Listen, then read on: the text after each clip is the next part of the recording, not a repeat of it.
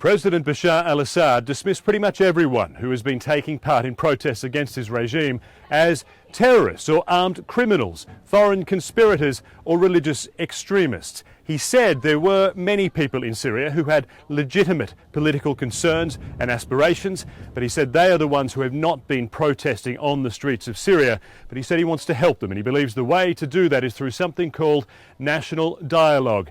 It's pretty vague, but he describes an inclusive process that he says would be representative of the whole of Syria's social fabric, not just those, and perhaps not at all those, who have been opposing him publicly. When we are trying to plan the future of Syria for generations and decades to come, here we have come up with the idea of national dialogue. If I was part of a national dialogue, I cannot say that I achieved it. I am, at the end of the day, an individual, and those that I met hundreds or thousands. But the nation involved tenths of millions. This is why we want to have a national dialogue.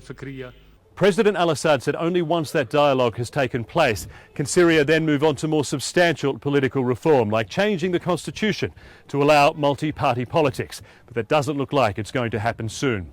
Here at the border between Syria and Turkey, at refugee camps on both sides of the border, refugees watched and listened to the speech, and President al-Assad spoke to them directly.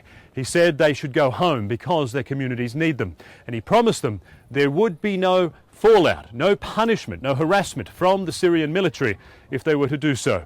But those that we have spoken to simply don't believe him. They believe it would not be safe to go home, so they're staying where they are. They also do not believe in President al-Assad's commitment to long-term, substantial political reform, and so they say they want an immediate end to his regime, and nothing less than that.